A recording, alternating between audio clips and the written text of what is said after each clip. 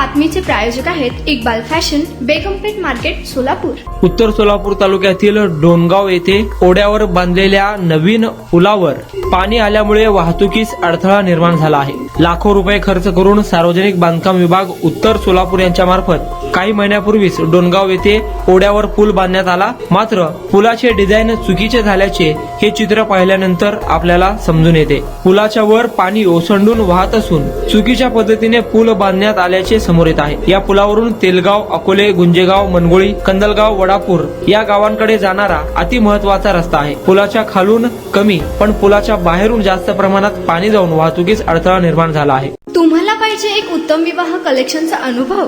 सोलापूरमध्ये एकाच ठिकाणी सर्व काही मिळायला हवंय.